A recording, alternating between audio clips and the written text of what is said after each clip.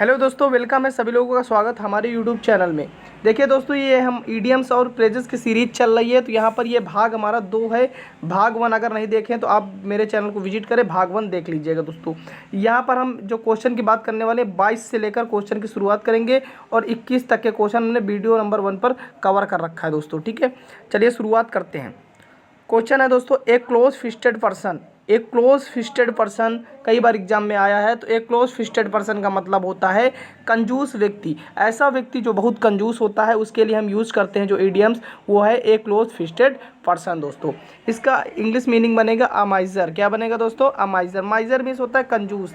माइजर means क्या होता है दोस्तों? कंजूस होता है, याद रखिएगा। नेक्स्ट है एक कॉग इन द मशीन। एक कॉग इन द मशीन का मतलब होता है मामूली व्यक्ति। ठीक है, मामूली व्यक्ति। Very small part of a big organisation. ठीक है, ये सही से दिख नहीं रहा है तो यह पर ये इसका आंसर बन जाएगा। दूसरा है इंपॉर्टेंट है एक कोल्ड फिश। दोस्तों, एक कोल्ड फिश का मतलब क्या होता है? भावनाओं को साझा नहीं करता है। जो व्यक्ति भावनाओं की साझा नहीं करता है उसे हम कहते हैं कोल्ड फिश। क्या बोलते हैं उसे? कोल्ड फिश बोलते हैं, जो अपनी भावनाओं को साझा नहीं करता है किसी दूसरे से। तो बन जाएगा someone who seems unfriendly and who does not share his feeling. अपनी फीलिंग्स को क्या करता है? दूसरे को शेयर नहीं करता है दोस्तों, उसे कहते हैं ए कोल्ड फिश। नेक्स्ट है एक कुकू इन द नेस्ट। एक कुकू इन द नेस्ट का मतलब होता है अवांछनीय घुसपैठिए। क्या होता है? अवांछनीय घुसपैठिए। एक कुकू इन द नेस्ट, इसका मतलब इंग्लिश जो बनेगा एन अनवेलकम इंटरडर। क्या बोलेगा? एन अनवेलकम इंटरडर बनेगा इसका आंसर। नेक्स्ट है 2 बार एग्जाम में पूछा गया एक कट एबो समथिंग। एक कट एबो समथिंग, कोई चीज़ बेहतर है, बहुत अच्छी है, बेहतर है, उसे क्या बोलेंगे? एक कट एबो समथिंग, जिसका मतलब होता है सुपीरियर टू दोस्तों। क्या होता है? सुपीरियर टू, जिसका मतलब होता है। ए डैम्प स्क्वैब, बहुत बार पूछा गया, 2 बार एग्जाम में आया है। ऊंची दुकान फीके पकवान, यानी निराशाजनक परिणाम, जिसको क्या बोलते हैं? ऊंची दुकान फीके पकवान, जिसको इंग्लिश में बोला जाता है ए डैम्प squab.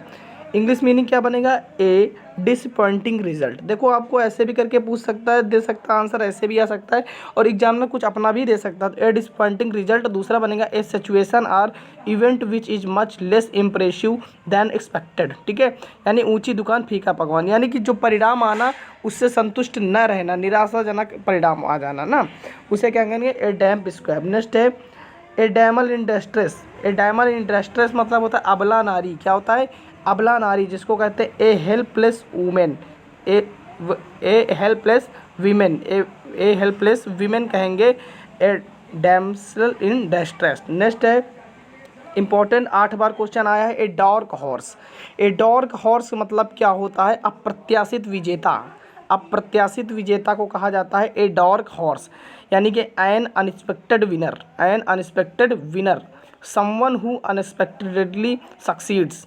An unknown entry, A competitor of unknown capabilities. ठीक है, तो कैपेबिलिटीज़ मीन्स होता है योग्यताएं। कैपेबिलिटीज़ मीन्स क्या होता है दोस्तों? योग्यताएं होता है। तो ए डार्क हॉर्स आप दिमाग में रखिएगा, इसको चाहे तो नोट कर लें, चाहे इसको स्क्रीनशॉट ले लें दोस्तों। अगला है a dead loss. A dead loss. A dead loss का मतलब होता है यहाँ दोस्तों बेकार व्यक्ति, यूजलेस पर्सन।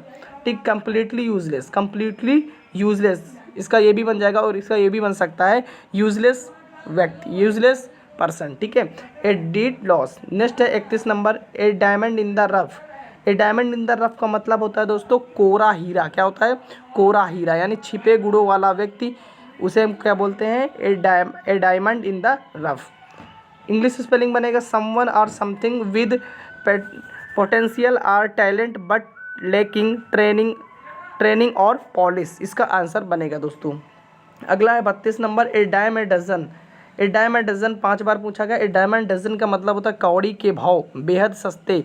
बेहद सस्ती, यानी कि बहुत ज़्यादा सस्ती चीज़ को हम क्या बोलेंगे? ए डायम ए डजन बोलेंगे दोस्तों। Very common and of no particular value, इसका आंसर बनेगा दोस्तों। A dog's breakfast. A dog's breakfast. A dog's breakfast का मतलब होता है अव्यवस्था। अव्यवस्था ना, उसे बोलेंगे ए टोटल मीस। क्या बोलेंगे? ए टोटल मीस बोलेंगे ए डॉग्स ब्रेकफास्ट। नेक्स्ट है ए डॉग्स लाइफ। ए डॉग्स लाइफ, कुत्ते का जीवन। ए डॉग्स लाइफ, दयानीय अस्तित्व। दयानीय अस्तित्व। ए माइजरेबल एक्सटेंस। ए माइजरेबल एक्सटेंस, माइजरेबल एक्सटेंस। ठीक है दोस्तों।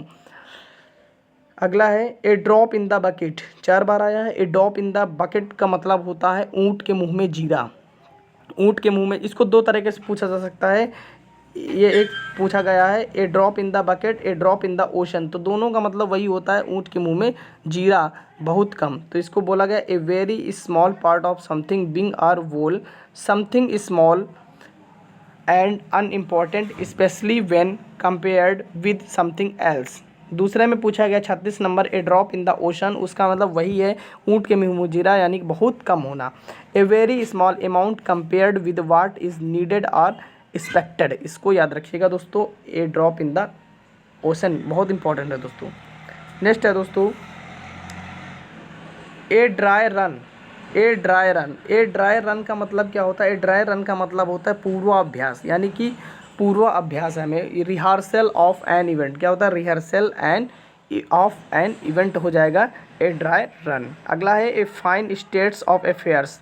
A fine states of affairs का मतलब होता है अप्रिय स्थिति, क्या होता है? अप्रिय स्थिति यानी an unpleasant situation, an unpleasant situation. अगला है दोस्तों a fire in someone valley, a fire in someone's valley, उसका होता है जोश से भरा हुआ, क्या हो जाएगा? जोश से भरा हुआ। One who is energetic and enthusiastic about something. ठीक है दोस्तों, इसको याद रखिएगा। 40 नंबर इंपॉर्टेंट क्वेश्चन है a fish out of water, यानी कि एक मछली होती है, वो मछली क्या है? जल के बाहर, तो कैसा महसूस करेगी? असहज महसूस करेगी, यानी असहज परिस्थिति। ठीक है, अनकंफर्टेबल फील करेगी, तो एन अनकंफर्टेबल पोजीशन। दूसरा इसका आंसर बन सकता है एन इन अनफैमिलियर सर्कमटेंशन। ठीक है, तो आप इसको याद रखिएगा दोस्तों। A fly on the wall, a fly on the wall होता है चोरी छिपे देखने वाला व्यक्ति को बोलते हैं a fly on the wall. An unperceived observer. ठीक है, इसका आंसर बनेगा। नेक्स्ट है a flying visit. A flying visit का मतलब होता है दोस्तों संक्षिप्त भेंट, छोटी भेंट। A very short visit, a very short visit इसका आंसर बनेगा। नेक्स्ट है a fool's paradise, most important. A fool's paradise मतलब होता है क्षणिक खुशी या फिर हवाई महल, संभावित परेशानी नहीं जानने पर खुशी की स्थिति को कहा जाता है fools of paradise. Being happy for foolish reason. अगला है a state of happiness based on a person's not knowing about potential trouble. ठीक है, याद रखिएगा दोस्तों इसको। अगला 44 नंबर है ए gentleman at large. A gentleman at large होता है a man without A job, यानी बेरोजगार आदमी को बोला जाता है ए gentleman at large, a man without A job. जिसके पास जॉब नहीं होता है, कोई काम नहीं होता, उसको बेरोजगार व्यक्ति बोलते हैं, इंग्लिश में ए जेंटलमैन एट लार्ज बोलते हैं। 45 नंबर है ए गोल्डन मीन। ए गोल्डन मीन का मतलब होता है बीच का रास्ता। ये मान लीजिए कोई रास्ता है, ये बीच का रास्ता, इसके क्या बोलेंगे? A golden mean. Middle course between two extremes. दूसरा है neither too much nor too little. ठीक है दोस्तों, ये हुए हमारे आज 22 से 45 तक के क्वेश्चन। वीडियो को शेयर करें, लाइक करें, चैनल को सब्सक्राइब करें।